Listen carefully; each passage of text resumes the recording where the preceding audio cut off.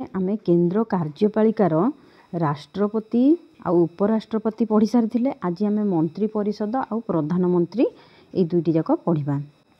केंद्र मंत्री परिषद को यूनियन ऑफ काउंसिल्स बोलिकी कह जाए। आम देश रे संसदीय सरकार बा मंत्रिमंडलीय सरकार जोटा कि कैबिनेट गवर्नमेंट बोलिकी कह जाए प्रचलित। आम देश रे ये दुईटी व्यवस्था प्रचलित। तो केंद्र कार्यपालिकार समस्त कार्यपालिका क्षमता राष्ट्रपति ठारे न्यस्त थिले भी प्रयोग किए करिथाए ना केंद्र मंत्रिमंडल प्रयोग करिथाए हला बा ताकू मंत्री परिषद मंत्रिमंडल बा मंत्री परिषद बोली कह जाए काउंसिल्स ऑफ मिनिस्टर्स। ये जो समस्त क्षमता प्रयोग करिथांती संविधान 74(1) धारा उल्लेख करा जायछि। कौन उल्लेख करा जायछि जे राष्ट्रपति कार्य संपादन रे मान राष्ट्रपति जो कार्य करिवे कार्य संपादन रे सहायता करिबा पई कि एवं परामर्श प्रदान करिबा पई कि प्रधानमंत्री अध्यक्षतार गोटे मंत्री परिषद रहिबो। ए कथा कोठी लिखा है संविधान धारा 74(1) रे। बर्तमान देख मंत्री परिषदर गठन किपरि होई थाए। तो प्रधानमंत्री होउछंती आमर केंद्र मंत्री परिषदर मुख्य। प्रधानमंत्री होउछंती एई मंत्री परिषदर मुख्य। प्रत्येक आम देखिबा साधारण जो निर्वाचन हो सारिला परे लोकसभा रे जे संख्या गरिष्ठता लाभ करिथांती माने रहिला लोकसभा रे जे संख्या गरिष्ठता लाभ करिथांती माने गोटे राजनैतिक दल हो किंबा एकाधिक राजनैतिक दल मेंट होइकी जो हेइथांती मेंट होइकी सरकार करंती सेई नेता को राष्ट्रपति कौन करिवे ना प्रधानमंत्री रूपे बाछिबे। पुणी प्रधानमंत्री परामर्श क्रमे प्रधानमंत्री परामर्श देबे काहाकू राष्ट्रपति को एवं से अन्य मंत्री मानकू नियुक्ति प्रदान करती। तो मंत्री परिषदर सदस्य माने संसदर जे कोनोसी गृह अर्थात लोकसभा किंबा राज्यसभार सदस्य होई पारंती। एई मंत्री परिषदर सदस्य लोकसभा किंबा राज्यसभार सदस्य हो पारती। जदि कौनसी व्यक्ति संसदर सभ्य न थाइकी मंत्री भावे तांको नियुक्ति दिया हैला ताहाले 6 मास भितरे से कौन करिवे ना निर्वाचित हेबाकू बाध्य। आ जदि निर्वाचित न हेबे संसद रे निर्वाचित न हेबे ताहाले तांकर मंत्री पद से हराइबे। प्रधानमंत्री आमर मंत्री मानक भितरे विभाग बंटन करती। दल भी माने अदल बदल भी विभाग को अदल बदल भी करि पारंती माने जहाँ को जो विभाग दिया हेइतबो आउ जनकर आउ गोटे विभाग एभली अदल बदल करि पारंती। आमर वर्तमान व्यवस्था अनुसार मंत्री परिषदर सभ्य संख्या केते हबो ना लोकसभार सभ्य संख्यार 15% रु कम हबो माने ताटू 15% रु अधिक हेबो नाही। जेतेबेले मंत्री परिषद गठन करा जिवो सेतेबेले प्रधानमंत्री देशर विभिन्न राज्यरू अनुसूचित जाति माने शेड्यूल कास्ट जनजाति शेड्यूल ट्राइब तथा महिला वोमेन एई मानंकु ठीक भाबरे प्रतिनिधित्व देई थांती। तापर देखिबा मंत्री परिषदर श्रेणी विभाग केमती भाग भाग करा जायछि। आमे साधारणतः मन रखिबा पई 3 प्रकार मंत्री मन रखिबा कैबिनेट पाहया मंत्री राष्ट्रमंत्री उपमंत्री। किंतु राष्ट्रमंत्री को एठी 2 भाग रे विभक्त करा जायछि। कोन कोन गोटे हला राष्ट्रमंत्री जे कि स्वाधीन दायित्व रे रही थांती अन्य राष्ट्रमंत्री माने सहाय्य करि थांती साधारणतः हैला। एबे पढ़िबा ताले 4 प्रकार मंत्री कौन कौन कैबिनेट पाहया मंत्री राष्ट्रमंत्री जे कि स्वाधीन दायित्व रे थांती आ गोटे राष्ट्रमंत्री को 2 भाग रे विभक्त करागला आउ उपमंत्री। आमर कैबिनेट पाहया रे साधारणतः को मंत्री माने रहिबे जो माने वयस्क होइतिबे वरिष्ठ होइतिबे अभिज्ञ होइतिबे अभिज्ञ माने कोन प्रशासनिक क्षेत्र रे अभिज्ञ होइतिबे तांकर राजनैतिक अनुभूति भल थिबो सेही भलिया व्यक्ति माननकु ही नेकी कौन ना कैबिनेट गठित होई थाए। तो गुरुत्वपूर्ण विभागर दायित्व एमाने बहन करि थांती आउ विभिन्न नीति को एठारे निर्धारण करा जाई थाए। कैबिनेटर जो बैठक हुए से कैबिनेट पाहया मंत्री जोग दे थांती किंतु निमंत्रण करके डका जाई थाए काहाकू स्वाधीन भावे कार्य करुथबा राष्ट्रमंत्री मानकू एथिरे निमंत्रित करके डका जाई थाए। तो राष्ट्रमंत्री को दुई भाग विभक्त करागला आम पढ़िले स्वाधीन भाव में एक बा एकाधिक विभाग दायित्व में रही था गोटे प्रकार मंत्री गोटे प्रकार राष्ट्रमंत्री आउ गोटे प्रकार राष्ट्रमंत्री विभिन्न गुरुत्वपूर्ण विभाग बा कैबिनेट मंत्री मानक साहाय्य और सहायता प्रदान करने था राष्ट्रमंत्री दुई भाग विभक्त हेले आउ उपमंत्री होउचंती कैबिनेट आउ राष्ट्रमंत्री मानक एमाने कौन करिथांती सहायता प्रदान करिथांती एमाने हेले उपमंत्री। मंत्री परिषदर बर्तमान कार्यकाल और उत्तरदायित्व कौन रही देखा आम संविधान अनुसार केंद्र मंत्री परिषदर संसदर जोटा कि निम्न सदन कौटा संसदर ना लोकसभा तो व्यक्तिगत आउ सामूहिक भाव में ये उत्तरदायी रही थाए किए उत्तरदायी रही थाए लोकसभा उत्तरदायी रही थाए। तो सामूहिक उत्तरदायित्वर अर्थ होची कौन ना जेकोसी मंत्री दोष त्रुटि पाई समग्र मंत्री परिषद उत्तरदायी रही थाए तेणु मंत्री परिषदर स्थिति आउ विलय सदा सर्वदा समस्त माने सबु मंत्री माने मंत्री परिषदर बा मंत्रिमंडल सबु मंत्री माने सहमत होइकि कार्य करेंगे कौन सी मंत्री जदि से सहमत न हुअंती बा एकमत न हुअंती ताहले से इस्तीफा दे पारंती। मन रख मंत्री परिषद जे पर्यंत लोकसभा संख्यागरिष्ठता सभ्य मानकर आस्थाभाजन होइथिबो सेही पर्यंत ही से क्षमतार रही। तो लोकसभा जेतेबेले अनास्था प्रस्ताव अनुमोदन करिकी किंबा जो अर्थ विधेयक को कौन करिथाए अनुमोदन न देकी मंत्री परिषद विरुद्ध रे निजर माने अनास्था प्रस्ताव प्रकट माने प्रस्ताव प्रकट करे जे आउ हमरा या उपरे आस्था नाही मंत्री परिषद उपरे। तो संसद निकटरे सामूहिक भाव में आउ उत्तरदायी होगा सहित मंत्री परिषदर सदस्य माने व्यक्तिगत भाव में उत्तरदायी रही थांती। तो सांविधानिक व्यवस्था अनुसार कौन हुए राष्ट्रपतिंकर मर्जी अनुसार अर्थात during the pleasure of the president मंत्री माने निज निज माने निज निज दायित्व रे रही थांती।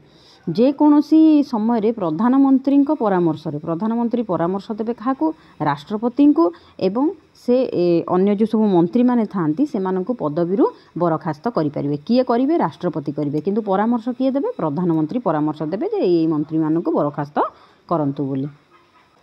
मंत्री परिषदर विभिन्न कार्यावली गुड़िक देखा कौन कौन से कार्य करें नीति निर्धारण निर्धारित नीतिर प्रयोग आईन प्रणयन करने अर्थ संबंधी कार्य करें कि राष्ट्रपति को परामर्श प्रदान करिथांती आउ आंतर्विभागीय समन्वय रक्षा करिथांती।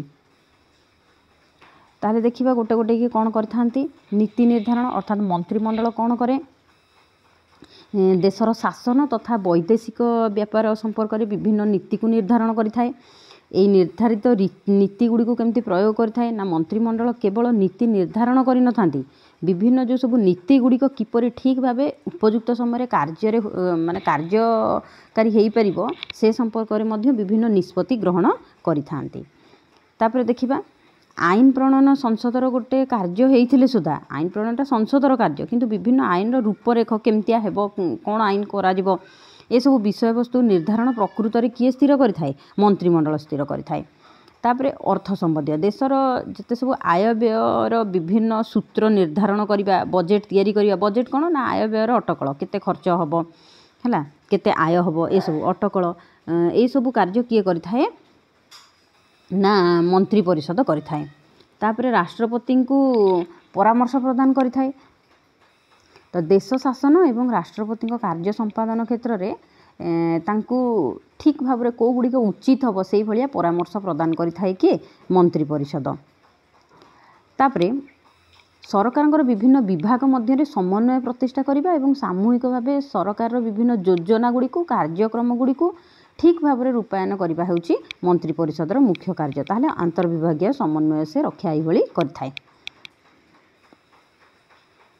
तो आमर संसदीय सरकार रे ये भूमिका गुड़िक देखा संसदीय सरकार रे आम मंत्री परिषद जिते सब भूमिका रही सब बहुत गुरुत्वपूर्ण भूमिका रही मात्र परिवर्तित परिस्थिति रे वर्तमान परिस्थिति परिवर्तन होची परिवर्तित परिस्थिति रे कालक्रमे कौन होची ना संसद आउ मंत्री परिषदर क्षमता और पदमर्यादा धीरे धीरे संकुचित हो चलुची। तो अपर पक्षरे आमर कौन होची ना मिलित सरकार बा जो मेंट सरकार एथिरे भागीदारी थिबा ବିଭିନ୍ନ ଯେତେ ସବୁ ରାଜନୈତିକ ଦଳ ମେଣ୍ଟ ସରକାରରେ ସେମାନେ ସବୁ ଭାଗ ନେଇଥାନ୍ତି ନା ଅନ୍ୟ ରାଜନୈତିକ ଦଳ ଗୁଡ଼ିକ, ତ ସେମାନଙ୍କର ବିଭିନ୍ନ ବିରୋଧୀ କାର୍ଯ୍ୟକଳାପକୁ ମନ୍ତ୍ରୀ ପରିଷଦ କ'ଣ କରିଥାଏ, ଗୋଟେ ସୁଦୃଢ଼ ଆଉ ସମନ୍ୱିତ ଦଳ ଭାବରେ ଗଢ଼ିଥାଏ ହେଲା।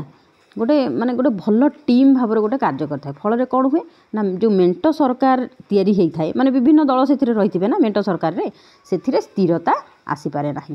କାହିଁକି ଆସିପାରେ ନାହିଁ? ଦେଖ, ମିଳିତ ସରକାର ବା ଯେଉଁ ମେଣ୍ଟ ସରକାର, ଏଥିରେ ଭିନ୍ନ ଭିନ୍ନ ରାଜନୈତିକ ଦଳ ସବୁ ପରସ୍ପରର ବିରୋଧୀ ହୋଇଯାନ୍ତି, ଯାହାଫଳରେ ମନ୍ତ୍ରୀ ପରିଷଦ ଟିମ୍ ଭାବରେ ଭଲ ଭାବରେ କାର୍ଯ୍ୟ କରିନଥାଏ। ଟିମ୍ ତିଆରି କରିଥାଏ କିନ୍ତୁ ଟିମ୍ରେ ଭଲ କାର୍ଯ୍ୟ କରିପାରେ ନାହିଁ, ଯାହାଫଳରେ କି କ'ଣ ହୁଏ, ସେଠି ଗୋଟେ ସ୍ଥିରତା ବଜାୟ ରହେ ନାହିଁ। ତାପରେ ଆମେ ପ୍ରଧାନମନ୍ତ୍ରୀଙ୍କ ସମ୍ବନ୍ଧରେ ପଢ଼ିବା ହେଲା। କେନ୍ଦ୍ର କାର୍ଯ୍ୟପାଳିକାରେ ପ୍ରଧାନମନ୍ତ୍ରୀଙ୍କର ଗୋଟେ ଭଲ ଭୂମିକା ରହିଛି କ'ଣ, ସିଏ ହେଉଛନ୍ତି ବାସ୍ତବ କାର୍ଯ୍ୟପାଳିକା। ଇଏ ହେଉଛନ୍ତି ବାସ୍ତବ କାର୍ଯ୍ୟପାଳିକା। ତ କେନ୍ଦ୍ର ପରିଷଦର ଯେ ଅଧ୍ୟକ୍ଷ ଭାବରେ ସେ କେନ୍ଦ୍ର ପରିଷଦର ଅଧ୍ୟକ୍ଷ, ପ୍ରଧାନମନ୍ତ୍ରୀ ବାସ୍ତବରେ କ'ଣ ନା କେନ୍ଦ୍ର କାର୍ଯ୍ୟପାଳିକାର ମୁଖ୍ୟ ହେଉଛନ୍ତି, ବାସ୍ତବ ମୁଖ୍ୟ କିଏ ନା ପ୍ରଧାନମନ୍ତ୍ରୀ। ତ ସମ୍ବିଧାନ ଅନୁଯାୟୀ ଆମର କେନ୍ଦ୍ରର ସମସ୍ତ କାର୍ଯ୍ୟପାଳିକା କ୍ଷମତା ରାଷ୍ଟ୍ରପତିଙ୍କ ଠାରେ ନ୍ୟସ୍ତ ଥାଏ, ମାନେ ସମ୍ବିଧାନ ଅନୁଯାୟୀ। କିନ୍ତୁ ବାସ୍ତବରେ କିଏ ସବୁ କାର୍ଯ୍ୟ କରନ୍ତି? ପ୍ରଧାନମନ୍ତ୍ରୀ। ଆଉ ପ୍ରଧାନମନ୍ତ୍ରୀଙ୍କ ବିନା ପରାମର୍ଶ ନ ନେଇକି ପ୍ରଧାନମନ୍ତ୍ରୀଙ୍କ ଠାରୁ ରାଷ୍ଟ୍ରପତି କିଛି କାର୍ଯ୍ୟ କରନ୍ତି ନାହିଁ। ତେଣୁ ଆମ ଦେଶର ରାଜନୈତିକ ତଥା ପ୍ରଶାସନିକ ବ୍ୟବସ୍ଥାରେ ପ୍ରଧାନମନ୍ତ୍ରୀ ସବୁଠାରୁ କ୍ଷମତାଶାଳୀ। ତାପରେ ପ୍ରଧାନମନ୍ତ୍ରୀଙ୍କର କାର୍ଯ୍ୟାବଳୀ ଦେଖିବା ତ ଆମର ଭାରତୀୟ ସାମ୍ବିଧାନିକ, ପ୍ରଶାସନିକ ତଥା ରାଜନୈତିକ ବ୍ୟବସ୍ଥାରେ ତାଙ୍କର ବହୁତ କିଛି ଭୂମିକା ରହିଛି। କାହାର ନା ପ୍ରଧାନମନ୍ତ୍ରୀଙ୍କର। ଗୋଟେ ଗୋଟେ କି ଦେଖିନେବା। ପ୍ରଧାନମନ୍ତ୍ରୀ ହେଉଛନ୍ତି କେନ୍ଦ୍ର ମନ୍ତ୍ରିମଣ୍ଡଳର ମୁଖ୍ୟ। ତ ଆମର ପ୍ରତ୍ୟେକ ଯେଉଁ ସାଧାରଣ ନିର୍ବାଚନ ହୋଇସାରେ, ତାପରେ ଲୋକସଭାରେ ଯିଏ ସଂଖ୍ୟାଗରିଷ୍ଠ ଆସନ ଲାଭ କରିଥାନ୍ତି ବା ଯେଉଁ ମେଣ୍ଟ ଦଳ ସଂଖ୍ୟାଗରିଷ୍ଠ ହାସଲ କଲା ପରେ ଯେଉଁ ମେଣ୍ଟ ଦଳ ହୋଇଥାଏ ହେଲା, ତାର ନେତାଙ୍କୁ ନିର୍ବାଚିତ କରାଯାଏ କ'ଣ, ପ୍ରଧାନମନ୍ତ୍ରୀ ଭାବରେ। ବୁଝିହେଲା? କିଏ ନିର୍ବାଚିତ କରିବେ ନା ରାଷ୍ଟ୍ରପତି ସେଇ ମେଣ୍ଟ ଦଳର ନେତାଙ୍କୁ ନିର୍ବାଚିତ କରିବେ ପ୍ରଧାନମନ୍ତ୍ରୀ ଭାବରେ। ୟା ପରେ ପ୍ରଧାନମନ୍ତ୍ରୀ ପୁଣି କ'ଣ କରନ୍ତି ନା ପରାମର୍ଶ ଦିଅନ୍ତି ରାଷ୍ଟ୍ରପତିଙ୍କୁ, ଅନ୍ୟ ମନ୍ତ୍ରୀମାନଙ୍କୁ ସେ ନିଯୁକ୍ତି ଦେଇଥାନ୍ତି। ଆଉ କ'ଣ କରନ୍ତି, ସେ ମନ୍ତ୍ରିମଣ୍ଡଳର ମନ୍ତ୍ରୀମାନଙ୍କର ପାହ୍ୟା ନିର୍ଦ୍ଧାରଣ କରନ୍ତି, ତାଙ୍କ ଭିତରେ ବିଭିନ୍ନ ବିଭାଗକୁ ବଣ୍ଟନ କରିଥାନ୍ତି, ତାଙ୍କ ବୈଠକକୁ ଆହ୍ୱାନ କରିଥାନ୍ତି, ମନ୍ତ୍ରିମଣ୍ଡଳର ବୈଠକକୁ ଆହ୍ୱାନ କରନ୍ତି, ମନ୍ତ୍ରିମଣ୍ଡଳରେ କ'ଣ କାର୍ଯ୍ୟ ହେବ ସେ କାର୍ଯ୍ୟସୂଚୀ ସ୍ଥିର କରନ୍ତି, ସେଥିରେ ଅଧ୍ୟକ୍ଷତା କରନ୍ତି। ତ ଆମର ଯେଉଁ ମନ୍ତ୍ରୀ ପରିଷଦ, ତାର ସୃଷ୍ଟି, ସ୍ଥିତି ଆଉ ବିଲୟର କେନ୍ଦ୍ରବିନ୍ଦୁ ହେଉଛନ୍ତି କିଏ ନା ପ୍ରଧାନମନ୍ତ୍ରୀ। ତ ରାଷ୍ଟ୍ରପତି ଏବଂ ମନ୍ତ୍ରିମଣ୍ଡଳ ମଧ୍ୟରେ ଯୋଗସୂତ୍ର ରକ୍ଷାକାରୀ ହେଉଛନ୍ତି ପ୍ରଧାନମନ୍ତ୍ରୀ ହେଲା। ପ୍ରଧାନମନ୍ତ୍ରୀ ହେଉଛନ୍ତି ରାଷ୍ଟ୍ରପତିଙ୍କର ପ୍ରଧାନ ପରାମର୍ଶଦାତା। ଆମେ ଜାଣିଛେ ରାଷ୍ଟ୍ରପତିଙ୍କୁ ମୁଖ୍ୟ ପରାମର୍ଶ କିଏ ଦିଅନ୍ତି ନା ପ୍ରଧାନମନ୍ତ୍ରୀ। ସେ ରାଷ୍ଟ୍ରପତିଙ୍କୁ ମନ୍ତ୍ରିମଣ୍ଡଳର ସବୁ ନିଷ୍ପତ୍ତି ଗୁଡ଼ିକୁ ଜଣାଇଥାନ୍ତି ଯେ ମନ୍ତ୍ରିମଣ୍ଡଳରେ ଏଇ ନିଷ୍ପତ୍ତି ସବୁ ନିଆଗଲା ବୋଲି। ତ ରାଷ୍ଟ୍ରପତିଙ୍କ ଦ୍ୱାରା ଯାହା ବାର୍ତ୍ତା ଥାଏ ତାକୁ ବି ମନ୍ତ୍ରିମଣ୍ଡଳକୁ ପ୍ରେରଣ କରନ୍ତି ଯେ ରାଷ୍ଟ୍ରପତି ଏଇଆ ଜଣାଇଛନ୍ତି ବୋଲି ମନ୍ତ୍ରିମଣ୍ଡଳକୁ ଜଣାନ୍ତି। ମନ୍ତ୍ରିମଣ୍ଡଳ ବିଷୟରେ ରାଷ୍ଟ୍ରପତିଙ୍କୁ ଜଣାଇବେ, ରାଷ୍ଟ୍ରପତି କ'ଣ ବାର୍ତ୍ତା ଦେଲେ ବା ନିଷ୍ପତ୍ତି କ'ଣ ନେଲେ ସେସବୁ ମନ୍ତ୍ରିମଣ୍ଡଳକୁ ଜଣାଇବେ। ତ ବୈଠକରେ ଆଲୋଚନା ପାଇଁ ଉପସ୍ଥାପନା ବି ମଧ୍ୟ କରିଥାନ୍ତି। ତ ପ୍ରଧାନମନ୍ତ୍ରୀ ରାଷ୍ଟ୍ରପତିଙ୍କୁ ସଂସଦ ଆଉ ଦେଶ ଶାସନ, ବୈଦେଶିକ ବ୍ୟାପାର ଏସବୁ ବିଷୟରେ ଅବଗତ କରାଇଥାନ୍ତି। ବିଦେଶ ଗସ୍ତରୁ ଆସିଲା ପରେ ପ୍ରଧାନମନ୍ତ୍ରୀ ରାଷ୍ଟ୍ରପତିଙ୍କୁ ସାକ୍ଷାତ କରନ୍ତି ଆଉ ସବିଶେଷ ତାଙ୍କ ସହିତ ଆଲୋଚନା କରନ୍ତି ଯେ ଏଇଆ ଘଟଣା ହେଲା ବୋଲି। ମନ୍ତ୍ରିମଣ୍ଡଳ ହେଉଛି ମନ୍ତ୍ରିମଣ୍ଡଳ ଓ ସଂସଦ, ତା ମଧ୍ୟରେ ଯୋଗସୂତ୍ର ରକ୍ଷାକାରୀ କିଏ ନା ପ୍ରଧାନମନ୍ତ୍ରୀ। ମନ୍ତ୍ରିମଣ୍ଡଳ ଆଉ ସଂସଦ ମଧ୍ୟରେ ମଧ୍ୟ ଯୋଗସୂତ୍ର ରକ୍ଷାକାରୀ ପ୍ରଧାନମନ୍ତ୍ରୀ। ସଂସଦ ଆଉ ମନ୍ତ୍ରିମଣ୍ଡଳ ମଧ୍ୟରେ କ'ଣ କରନ୍ତି, ସମନ୍ୱୟ ରକ୍ଷା କରିଥାନ୍ତି। ସଂସଦରେ ଯେଉଁ ଆଗତ ହେବାକୁ ଥିବା ଯେଉଁ ଚିଠା ଆଇନ ବା ଯେଉଁ ବିଲ୍ ହେଲା, ଯେଉଁଟା ଚିଠା ଆଇନ ବା ବିଲ୍ ଆଗତ ହେବ, ତାକୁ ସେ କ'ଣ କରିଥାନ୍ତି, ମନ୍ତ୍ରିମଣ୍ଡଳର ବୈଠକରେ ପ୍ରଥମେ ଆଲୋଚନା କରନ୍ତି। ସଂସଦର ସଭ୍ୟମାନଙ୍କ ପ୍ରଶ୍ନର ଉତ୍ତର ବି ଦେଇଥାନ୍ତି ହେଲା। ସଂସଦରେ ଯେତେ ସବୁ ସଭ୍ୟମାନେ ପ୍ରଶ୍ନ କରିଥାନ୍ତି ତାର ଉତ୍ତର ଦେଇଥାନ୍ତି। ଆଉ ମନ୍ତ୍ରିମଣ୍ଡଳ ଦ୍ୱାରା ଗୃହୀତ ହୋଇଗଲା ପରେ ଯେଉଁ ସରକାରଙ୍କ ନୀତି ଗୁଡ଼ିକୁ ସଂସଦରେ ଦେଖ, ମନ୍ତ୍ରିମଣ୍ଡଳ ଦ୍ୱାରା ଯେଉଁ ନୀତି ଗୁଡ଼ିକ ସରକାରଙ୍କର ଗୃହୀତ ହୋଇଗଲା, ତାପରେ ତାକୁ ସେ ସଂସଦରେ ଉପସ୍ଥାପନା କରିବେ। କିଏ କରିବେ ନା ପ୍ରଧାନମନ୍ତ୍ରୀ। ଆଉ ମନ୍ତ୍ରିମଣ୍ଡଳର ବୈଠକରେ ପ୍ରଧାନମନ୍ତ୍ରୀ ଅଧ୍ୟକ୍ଷତା କରିଥାନ୍ତି। ରାଷ୍ଟ୍ରର ନେତା ପ୍ରଧାନମନ୍ତ୍ରୀ ହେଉଛନ୍ତି ରାଷ୍ଟ୍ରର ନେତା, ସେ ସଂସଦର ନେତା, ସମଗ୍ର ଦେଶର ନେତା। ଯେତେ ଭାରତ ଭିତରେ ଆଭ୍ୟନ୍ତରୀଣ ଶାସନ ଆଉ ଆନ୍ତର୍ଜାତୀୟ ଅନ୍ୟ ଦେଶ ସହିତ ଯେଉଁ ସମ୍ପର୍କ ସେଥିରେ ନୀତି ନିର୍ଦ୍ଧାରଣ ମଧ୍ୟ କରିଥାନ୍ତି। ଆଉ ଭାରତର ବୈଦେଶିକ ନୀତି ଆଉ ତା'ର ଆଭିମୁଖ୍ୟ ବିଭିନ୍ନ ଦେଶରେ ସେ ଉପସ୍ଥାପନା କରିଥାନ୍ତି। ଦେଶର ଲୋକମାନଙ୍କର ନେତା ହେଉଛନ୍ତି ପ୍ରଧାନମନ୍ତ୍ରୀ, ତାଙ୍କୁ ସେଥିପାଇଁ ଜନନାୟକ ବୋଲି କୁହାଯାଏ, ଲୋକମାନଙ୍କର ହିରୋ ବୋଲିକି କୁହାଯାଏ। ତ ମାନେ ଲୋକମାନଙ୍କୁ କ'ଣ ଭଲ ଲାଗେ ତାଙ୍କ ପାଖରେ ଥିବା ନେତୃତ୍ୱ ନେବାର ତାଙ୍କର କ୍ୱାଲିଟି ଥାଏ, ପ୍ରଶାସନିକ ଦକ୍ଷତା ତାଙ୍କର ଥାଏ, କର୍ତ୍ତବ୍ୟ ଥାଏ। ତ ଦେଶର ସର୍ବାଙ୍ଗୀନ ଉନ୍ନତିରେ ଏସବୁ ସହାୟକ ହୋଇଥାଏ। ରାଷ୍ଟ୍ରପତିଙ୍କୁ ଲୋକମାନେ ଗୋଟେ ହିରୋ ଭାବରେ ଦେଖିଥାନ୍ତି। ତାଙ୍କର ଅନ୍ୟାନ୍ୟ ବହୁବିଧ କ୍ଷମତା ମଧ୍ୟ ରହିଛି। ସେ ନୀତି ଆୟୋଗର ଅଧ୍ୟକ୍ଷ ଅଟନ୍ତି। ଅନେକ ସଂସ୍ଥା, କମିଟି, ଆୟୋଗ, ବିଶ୍ୱବିଦ୍ୟାଳୟ ସହିତ ସେ ସମ୍ପୃକ୍ତ ଥାନ୍ତି। ଆମର ସ୍ୱାଧୀନତା ଦିବସରେ ଅଗଷ୍ଟ 15 ତାରିଖରେ ଲାଲକିଲ୍ଲାଠାରେ ସେ ଜାତୀୟ ପତାକା ଉତ୍ତୋଳନ କରନ୍ତି ଆଉ ଅଭିବାଦନ ଜଣାଇଥାନ୍ତି। ଶେଷରେ ଆମେ ପ୍ରଧାନମନ୍ତ୍ରୀଙ୍କର ଭୂମିକା ଦେଖିବା। ତ ଆମର ସମ୍ବିଧାନର ଧାରା 78ରେ ସୂଚନା ଦିଆଯାଇଛି ଯେ ପ୍ରଧାନମନ୍ତ୍ରୀଙ୍କର ମୁଖ୍ୟ କାର୍ଯ୍ୟାବଳୀ ଗୁଡ଼ିକ କ'ଣ କ'ଣ ରହିବ ସେ ବିଷୟରେ ସୂଚନା ଦିଆଯାଇଛି। କେଉଁଥିରେ ନା ଧାରା 78ରେ। ତ ସରକାରଙ୍କର ପ୍ରଶାସନିକ ମୁଖ୍ୟ ହେଉଛନ୍ତି ପ୍ରଧାନମନ୍ତ୍ରୀ, ମନ୍ତ୍ରିମଣ୍ଡଳର ପ୍ରାଣକେନ୍ଦ୍ର ହେଉଛନ୍ତି ପ୍ରଧାନମନ୍ତ୍ରୀ, ଦେଶ ଶାସନର ଦିଗ୍ଦର୍ଶକ ପ୍ରଧାନମନ୍ତ୍ରୀ, ରାଷ୍ଟ୍ରର ନୀତି ନିର୍ଦ୍ଧାରକ ହେଉଛନ୍ତି ସିଏ, ଦେଶର ମାର୍ଗଦର୍ଶକ ମାନେ ଆନ୍ତର୍ଜାତୀୟ କ୍ଷେତ୍ରରେ କୁହାଯାଉଛି ଦେଶର ମାର୍ଗଦର୍ଶକ ହେଉଛନ୍ତି ପ୍ରଧାନମନ୍ତ୍ରୀ। ତାଙ୍କର ବିଭିନ୍ନ କ୍ଷେତ୍ରରେ ନେତୃତ୍ୱ ରହିଥାଏ, ମେଣ୍ଟ ସରକାରରେ ନେତୃତ୍ୱ ରହିଥାଏ, ଆନ୍ତର୍ଜାତୀୟ ସ୍ତରରେ ବି ନେତୃତ୍ୱ ରହିଥାଏ। ତାଙ୍କର ଏଇ ଯେଉଁ ପଦବୀଟା ଗୋଟେ ଅତି ଗୁରୁତ୍ୱପୂର୍ଣ୍ଣ ପଦବୀ। ନେକ୍ସଟ କ୍ଲାସ୍ରେ ଆମେ କେନ୍ଦ୍ର ବ୍ୟବସ୍ଥାପିକା ପଢ଼ିବା। ମାନେ ଏତିକିରେ ଆମର କେନ୍ଦ୍ର କାର୍ଯ୍ୟପାଳିକା ସରିଲା, କାର୍ଯ୍ୟପାଳିକା, ବ୍ୟବସ୍ଥାପିକା, ନ୍ୟାୟପାଳିକା। ନେକ୍ସଟ କ୍ଲାସ୍ରେ ଆମେ କେନ୍ଦ୍ର ବ୍ୟବସ୍ଥାପିକାକୁ ପଢ଼ିବା।